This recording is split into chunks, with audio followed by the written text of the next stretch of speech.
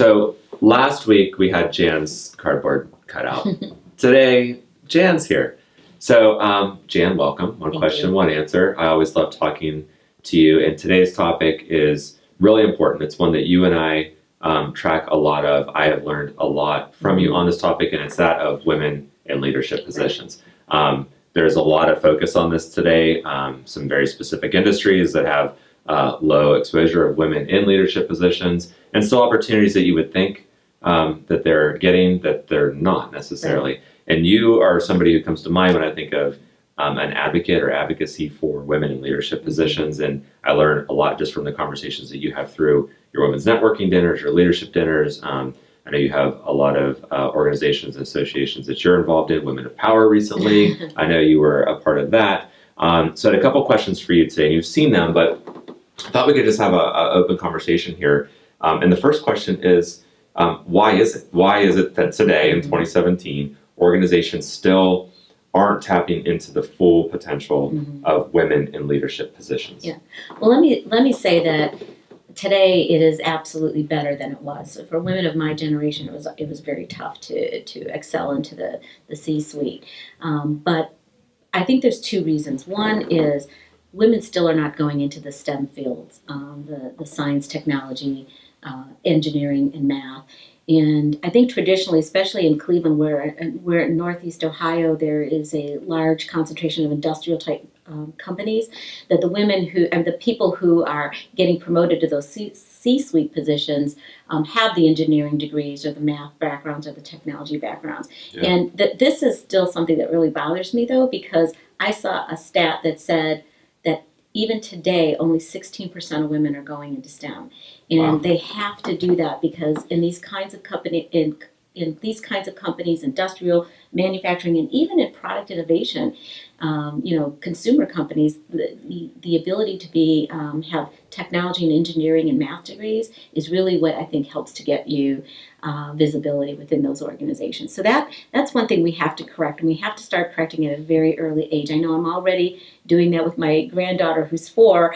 I'm constantly, trying to get her to just turn fun things into math problems, right, so she would like math a little bit more. Yeah. The other thing is bias absolutely still does exist, and gender bias does exist.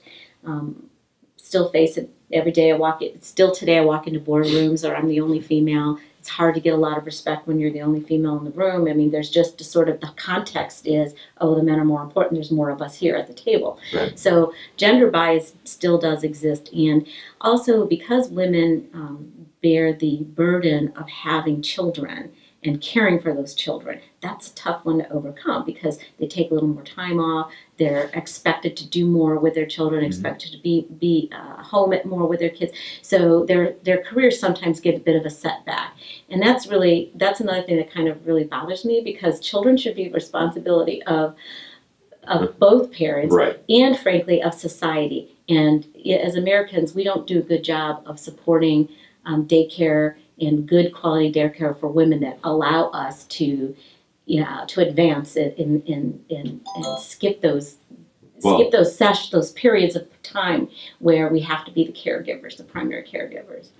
Right, and I think you see that with some organizations that are starting to go to paid parent leave versus maternity, but it still is which is great. It's getting there, but we have to keep pushing, and we have to keep pushing for legislation.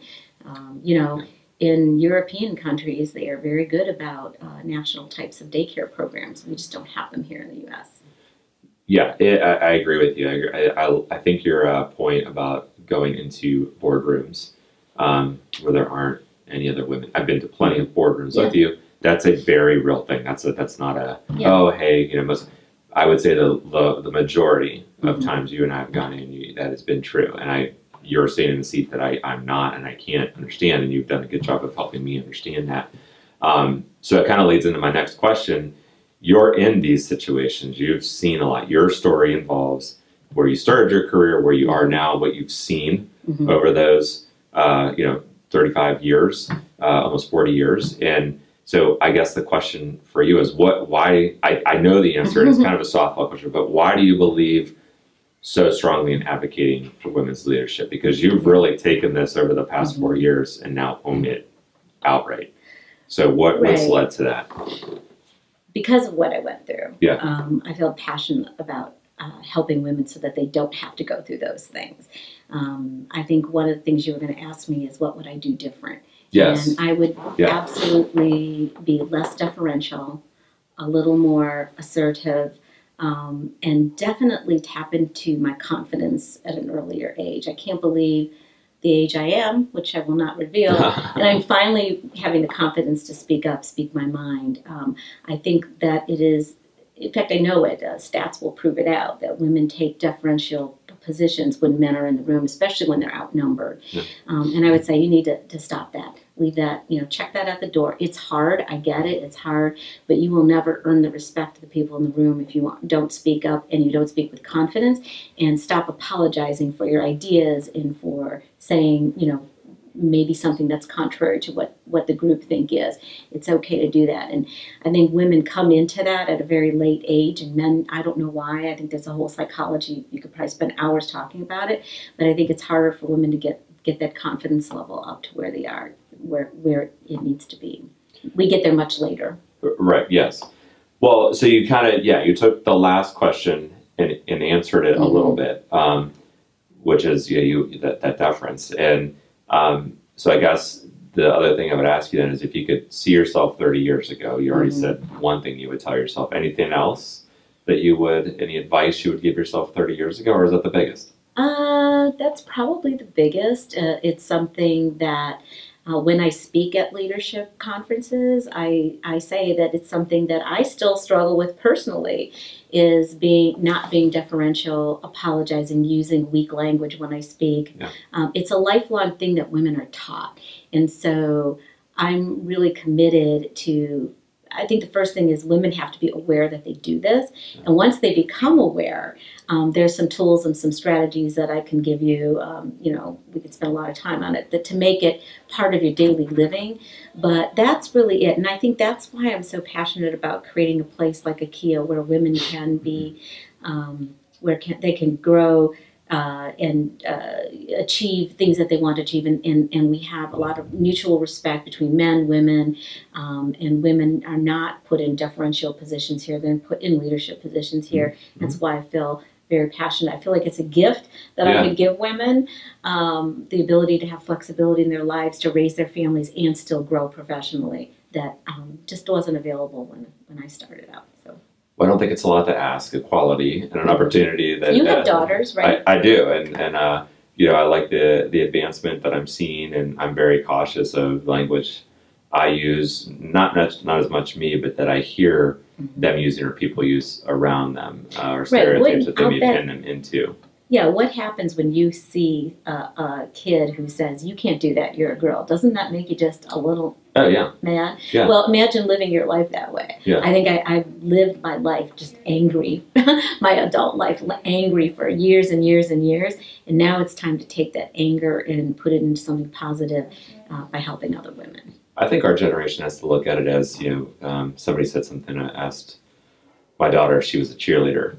And see, that's exactly it. It is, but I don't have a problem with people asking her if she's a cheerleader, because ask that of a boy. If you choose to be a cheerleader or a dancer or whatever, don't make that the only question. Say, what activity are you in, and leave it at that. You don't have to tip into some type of stereotype right off the bat based on gender. So I think we're very cautious of that, whereas I catch myself doing it, not that I would, but I would say, what activities are you in? And if you're a dancer, great. If you're a softball player, great. If you're a soccer player, great. It doesn't matter. Everybody should have equal opportunities. But you just demonstrated the unconscious bias that exists. That's true. Because people ask things. And so without even realizing it, they've stereotyped and said, are you going to be a cheerleader? They would never ask that of the little 7-year-old boy. That's true. So that's the world we live in. So it definitely still exists. And that's the context we live in. And women have to be very careful about how they answer those types of questions, because there's a fine line we walk between being assertive and being not such a pretty word. So well, that's true. Yes, and as my old PR professor used to tell me, Bill Slutzik, he's not old, but he was my professor. Stereotypes exist, and labels exist for a reason, because people continue to perpetuate them, and until we stop enabling that or empowering that, we're always going to have issues with this. So I think that you shed light on some very important things that we need to always be talking about, not back down from, and be questioning it, because I know sometimes it's uncomfortable to do so, but it is pinning or painting people into a certain corner or certain label. So very good advice, and definitely a topic where I think that and hope that we can continue to talk about. But for today, thank you. Thanks for joining me. Very great stuff. So till next time, see you later.